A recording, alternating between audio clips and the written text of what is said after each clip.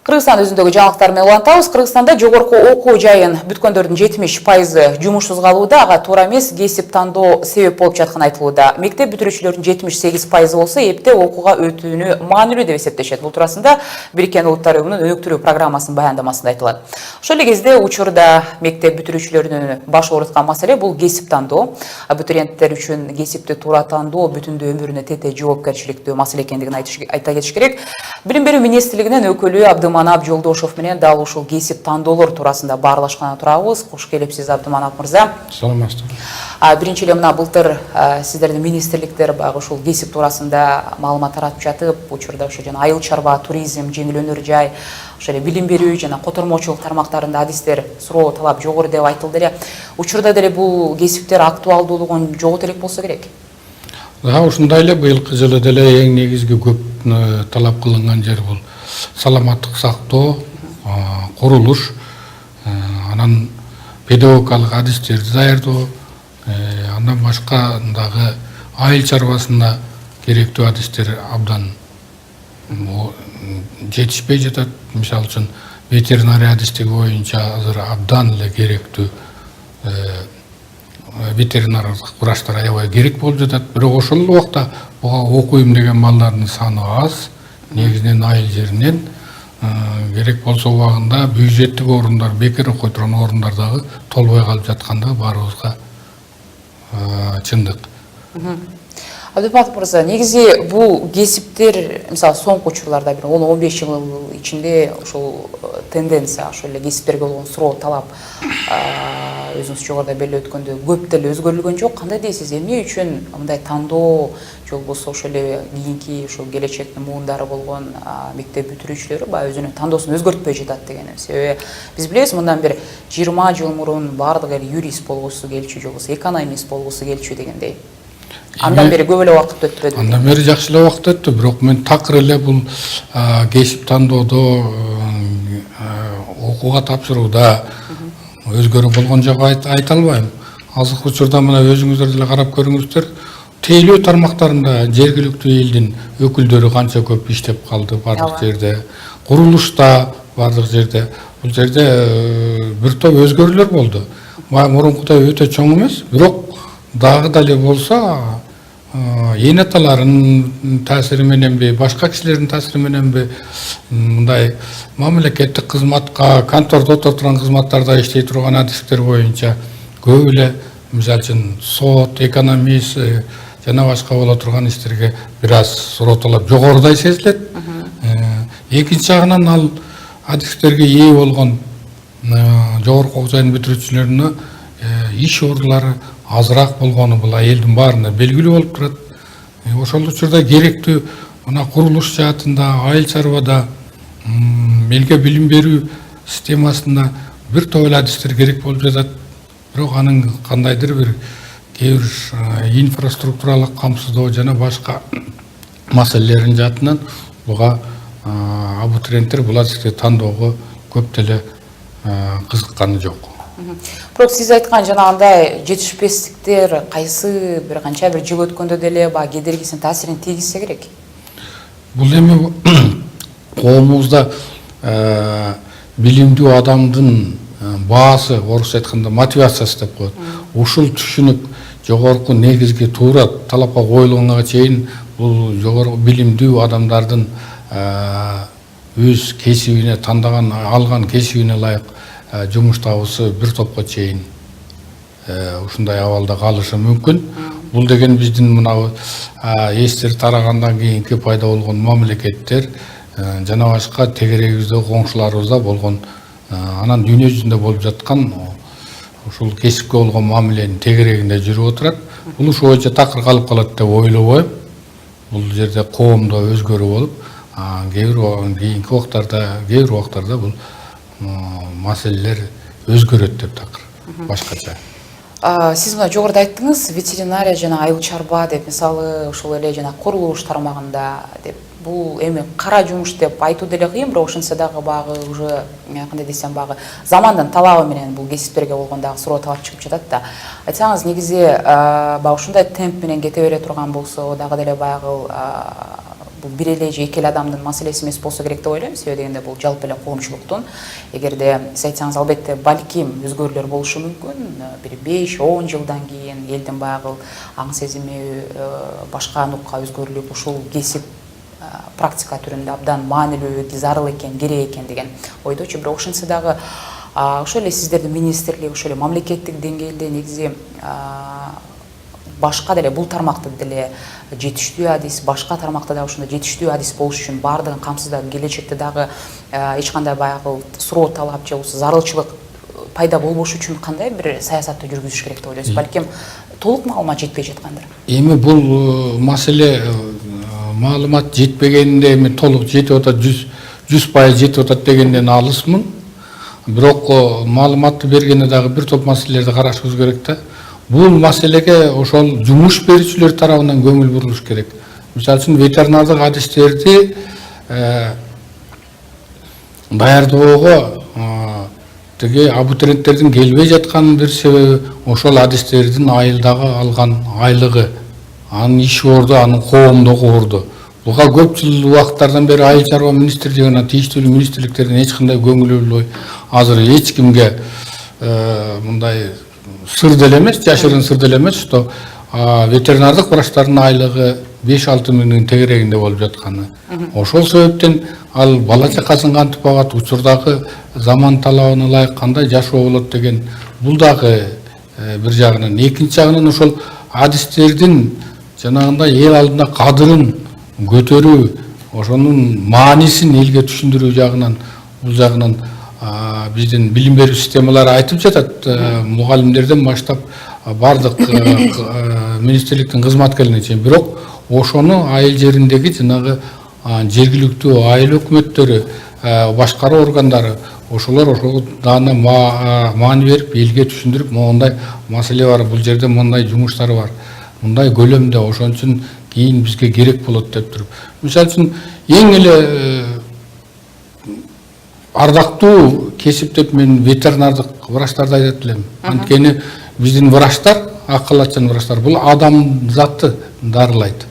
Адамзатты дарылайт. Адамдарды дарылайт. Ал эми ветеринардык врачтар адамзатты толугу менен дарылайт. Себеби ал келген тамак аш продукциялары, айыл чарба продукциялары, анын сапаты, тазалыгы бул адамдын ден соолугуна абдан кеңири таасир этет. Ошондуктан эгерде ветеринардык врачтар эң жакшы иштеп өз милдетин так аткарып келсе, анда жана акылатчан врачтарга азыраак жумуш болобу эле деген ойдагы, алардын проблемасы да азыраак болобу деген ой. Ошентип ар бир адистиктин, керектүү адистиктин биз маанисин, маңызын айыл жеринде ошол элдин арасында жакшы түшүндүрүү керек. Буга бир эле билим берүү системасы, мен актабаймын, билим берүү системасынын кызматкерлери эмес, буга бардык ошол айыл, именно биринчи кезекте айыл чарбасында эмгектелген ошол ветеринардык врачтардын өздөрүнүн дагы бир топ алгылыктуу иш жүргүзүүсү керек. Абдумалык мырза, да сурооңузга каралчу, негизи ушул мектеп бүтүрүүчүлөр арасында мына эртең чоң окуу жайга тапшырам деген маалда ошо мектептердин арасында баягы окуу жылдын аяк чендеринде кандайдыр бир түшүндүрүү иштери болобу ушул кесиптерди тандоо боюнча? Балким кээ бир албетте баары тең эле баягы кичинекей кезинде эле тандап коюшпайт дегендей. Мына эртең деген күнү да кайсы бир окуу жайга тапшырайын деп. Туура. Мындай иштер бизде акыркы жолу 16-жылы кабыл алган кесипке үгүттөө концепциясы иштеп жатат азыр. Буга ылайык бардык билим берүү уюмдарында, бардык жерде ошондой кесиптерди түшүндүрүү иштери жүргүзүлүп жатат. Эми негизги маселе келип эле баягы эле студентке бир күн жетишпей калат, жакшы экзамен тапшырганга дегендей, окууну бүткөндө, окууга кабыл алуу башталганда, ошондо биз издеп жатабыз маалыматты.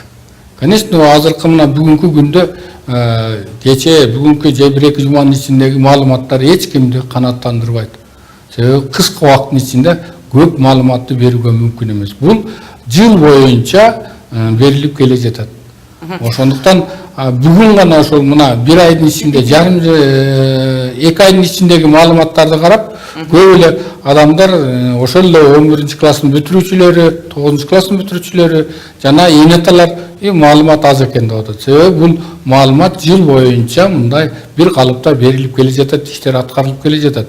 Ошон үчүн урматтуу ата-энелер, сиздер ушул балдарыңыздардын келечеги үчүн эртерээк баштап балага түшүндүрүп, кандай кесип тандоого жакшы туура багыт берүүгө чакырат элем. Ал жерге баягы мисалы үчүн соттун үйү жакшы экен, прокурордун үйү жакшы экен деген таризде сунуш бергенден көрө ал келечекте кандай өзү иштеп кетет, баланын жөндөмдүүлүгү, баланын ошого билим деңгээлин жетиши, келечектеги жашоосуна кандай таасир эте турган жагын караса, анан ошол эле тегеректе, ошол эле райондо, ошол эле областта ушул адистик боюнча кандай кадрлар, адистер бар, жетишеби, жетишпейби, жумуш орду кандай, кеңириби, кеңири эмеспи, эң негизгиси ушул маселелерди көбүрөөк эске алуу керек. Анан эң негизги баланын жөндөмдүүлүгүн караш керек. Менимче бул биринчи кезекте өтө маанилүү болсо керек, себеби дегенде азыркы учурда албетте кайсы бир кесиптин ээси болуп диплом алган менен ошонун негизинде жумуш таба аласыңбы деген суроо актуалдуу болсо керек да. Сиз жогоруда жанагы кесиптик лицейлер туурасында дагы айта кетпеңизби? Ошонун улам менде суроо жаралды. Негизи ал жактагы билим берүүнүн деңгээлине кандай баа берет элеңиз? Себеби дегенде менимче ал жакта толук кандуу эмес, толук же болбосо жогорку билим эмес, 9-класстын базасында кабыл алгандагы окуу жайлар бар экен дегендей. Мен кесиптик лицей жөнүндө мен айтып бере албайм, бирок кесиптик орто билим берүүдө 9-класстын базасында кабыл алат. Бул жерде программа кадрдын даяр болуп чыгышын сурайм да. Ал жерде эми жогорку билимдүү баягы жетекчи орундарды ээлей турган адистер даярдалбайт. Ал жерде орто звенодогу жетектөөчү адистер даярдалат. Мисалы үчүн башталгыч кесиптик окуу жайларында квалификациясы жогору жумушчу адистер даярдалып чыкса, ошолордун 5-6-сын, 10-ун, 15-ин бириктирип иштетип, ошолордун иштеген ишине сапатына көзөмөл жүргүзүү, ишин уюштуруу, анан технологиялардын сакталышын камсыз кылуу үчүн сөзсүз бизде жанагы орто кесиптик окуу жайларынын бүтүрүүчүлөрү керек. Буларды биз негизинен техникум колледж деп атайбыз. Буларда дагы ошол элдин суроо талабына ылайыкташ үчүн 11-класстын базасында бүткөндө, андан башка негизги орто окуу жайын бүткөндөн кийин 9-класстын базасына кабыл алып, өкөндө 2 башка программа, 9-класстын базасына интеграцияланган программа бул толук кандуу адистерди берет. Эми бул адистердин кандай сапаттуу даярдалдуу же башкача даярдалдуу, анын баарына жумуш берүүчүлөр так баа бериш керек. Бүгүнкү күндө айтып кете турган жумуш берүүчүлөр өзүнө ушулай адистерди алууга үйүндөгөн эмес, ошол адистердин баасына дагы эми сапатына, билиминин деңгээлине жана билгичтиктерине такыр баа бергенден азыр четте болгону бир гана бул жарабайт, бул начар, учурдагы технологияны жакшы өздөштүрбөйт, жаңы техникаларды иштете албайт дегендей маселелер келип чыгат. Муну үчүн ошол жумуш берүүчүлөр алдын ала ошол окуу жайлар менен иштеши керек. Иштешип, ошол менде мындай жаңы жабдуулар келет, ушуну окуткула, ушуну көргүлө деп эч болбосо бир жолудан алып келип көргөзүш керек.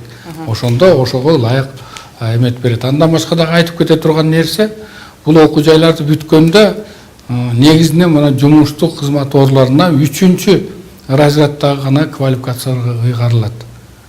Биздин жумуш берүүчүлөр чуу дегенде эле 7-чи, 8-чи, 10-чу, 20-чы разрядга чейин алар канчалык көп иштеп, тажрыйба алып, анан убакыт өткөндөн кийин анан андай разрядка жетиши мүмкүн. Ошолордо көңүлгө алып туруп, бул жерде ошол жаш адисти ошол өндүрүштө, уюмда, ошол мекемеде кайра даярдоо, ага адис катары калыптасуусуна дагы шарттарды түзүшүбүз керек. Төрөлгөндө эле мыкты адис болуп төрөлбөйт да, окуп үйрөнүп ушундай. негизи кесипти го тандашсын, анан кайсы окуу жайга тапшыруу керек деген бул дагы көйгөй жаратат да. Анткени учурда өлкө боюнча эми көптөгөн 50ден ашык жогорку окуу жайы бар дегендей. Бул туурасында негизи сиз кандай баягы кеңештериңизди берет элеңиз? Бул туурасында менин бере турган кеңешим азыр ушул жогорку окуу жайлардын басымдуу көпчүлүгүндө негизги мамлекеттик ири окуу жайлардын бардыгында электрондук сайт деп коебуз, даректери бар. Ага келип кыйналып аны эметкенде эмес, ошол сайттан окуу жайынан маалымат алса болот. Ошол сайтта окуп аткан балдардын эмелерин көрсө болот, кандай жетишкендиктери бар. Же болбосо ошол окуу жайлар өздөрү жылына 2-3 жолудан региондорго чыгышып алар, ар бир окуу жай өзүнүн аткарып жаткан иштери жөнүндө маалымат берип, бизге келгилде үндөп, аларды элди кызыктырып, ошондо кыдырып келет. Көп эле маалыматтар бар бул жөнүндөчү. Анан азыркы ошол сайттарында электрондук сайттарга жазып, түшүнбөгөн суроолор болсо алып, кошумча маалыматтарды алууга, же болбосо келип өздөрү көрүп, ошонун базасын мугалимдери менен таанышып кетүүгө толук укуктар бар. Булар жыл сайын мына март-апрель айларында ачык иш күндөрүн өткөрөт. Быйылкы жылы 28 апрелде бир күндө Бишкек шаарында бардык окуу жайлар ушундай ачык күндөрүн өткөрдү. Ошо бирине келсе бирине барбай калган. Ошондой аракеттер жүрүп жатат. Эми бул аракеттер 100% элдин талабын, мүдөөсүн кандыр деп айта албайм, бирок иштер жүргүзүлүп атат. Ошондон пайдаланыш керек. Абдыманап мырза, менин билишимче туура баягы саналуу күндөр 10 күндөн кийин жанагы тесттен алган талондорун жогорку окуу жайларына тандап баягы бүтүрүүчүлөр салып башташат. Негизи эми бул кесип тандоо жөнүндө сүйлөп атабыз. Сиздин кыскача ошол эле бүтүрүүчүлөргө же болбосо ата-энелерге берген кеңештериңиз кандай? Эмнени эске алыш керек? Азыр эми бир аз тагырамыз кетип калды 10 күндөн кийин деп. 20-25 июндарда жалпы республикалык тестөөлөөнүн июнда аттестат алганда мектептен. Ошондо жана жалпы республикалык тестөөлөөнүн жыйынтыктары ар бир бүтүрүүчү, катышкан бүтүрүүчүгө берилет. Андан башка дагы айтып кетейин, кандайдыр бир жүйөлүү себептер менен мамлекеттин сыртында башка жакта болуп калып кечигип калгандарга 20-23 июнда, 20 июндан баштап бир жолу Ош шаарында жана Бишкек шаарында кошумча тестилөө өткөрүлөт. Тестилөө өткөрүлө турган күндүн алдында каттоо жүргүзүлөт. Ошондо быйылкы жылы 62 000 бүтүрүүчүдөн, мектепти бүтүргөн бүтүрүүчүлөрдөн 47 000ге жакын бүтүрүүчүлөр жалпы республикалык тестилөөдөн өттү. Ал эми жыйынтыгы кандай болот, кабыл алуу кандай болот дегенде бюджеттик орундарга 10 июлдан баштап биринчи туру башталат. 10 июлдан баштап 15 июлга чейин биринчи туру өткөрүлөт. Бул кандай шарттарда өткөрүлөт дегенде биринчи ошол талоондо түсү бар, талоондун жалпы республикалык тестилөөнүн берген сертификатынын түсү бар. Кызыл, көк дегенде бол бөлүнгөн. Алардын баары ошол абитуриенттердин, окууга тапшыруучулардын категориясына ылайыктап берилген. Айылдеринде мектепти бүткөнү көк, мисалы үчүн шаарды бүткөнү, Бишкек шаарын бүткөнү кызыл, сары болуп ошондой бөлүнгөн. Анын баарын ошол жерде көргөзүлүп турат.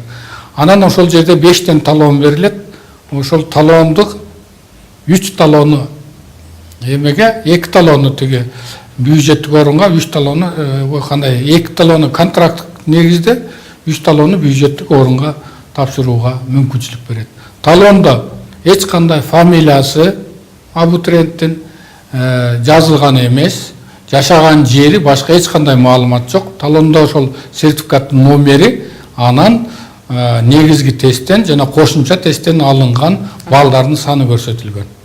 Ошол талоонду гана таштап, ошол боюнча мындай анонимдик түрдө кабыл алуу комиссиясына катталышат. Анан ар бир окуу жайда азыр электрондук таблолор коюлган. Бүт бардык интернет сайттарга бул маалыматтар чыгып турат. Талоонду таштагандан кийин, регистрация болгондон кийин бир аз убакыттан кийин ошол таблодо өзүнүн кайсы жерде турганы, окуу өтө турган болдубу, өтпөй турган болдубу, бардыгын таблодон көрүп турса болот. ал таблодон убактысы менен алмашып көргөзүп турат. Ошондуктан күн сайын эмес, саат сайын өзүнүн абалын өтөбү өтпөйбү карап турса болот. Ал жерде эч кандай кошумча эч нерсе болбойт. Демек автомат түрдө бардыгы Автоматтык түрдө таблого чыгып турат. Андан башка электрондук сайттарга, электрон даректерге өтө маалымат чыгып турат. Баарын контролдо турсат. 2,5 күн талон ташталат. Андан кийин комиссия ошол урналарды ачып, баягы эме боюнча жана талондор боюнча конкурс жүргүзүп, бир сунушталган номерлерден талондордун номерин илип коет. Анан 2 күндүн ичинде документин тапшырып, ошол орунду ээлбеген адам өткөн болсо дагы анын орду кийинки турга ош орун катары коюлуп кетет. Ошон үчүн ким сунушталган болсо 2 күндүн ичинде документтерин толук алып келип тапшырып, бүт бардык келишимдерге кол коюп, андан кийин өттүм деп эсептесе болот. Рахмат маалыматыңызга. Менче ата-энелер, бүтүрүүчүлөр үчүн пайдалуу бир кеңешти айтып өтсөңүз керек деп ойлоймун. Билим берүү министрлигинин өкүлү Абдыманап Жолдошов менен ошол эле туура кесипти тандоо, ошол эле бүтүрүүчүлөр туурасында, алардын ушул жогорку окуу жайларына тапшыруу алдындагы кеп кеңештери менен бөлүштү. Рахмат, сизге ийгилик каалайбыз сизге. Рахмат. Биз болсо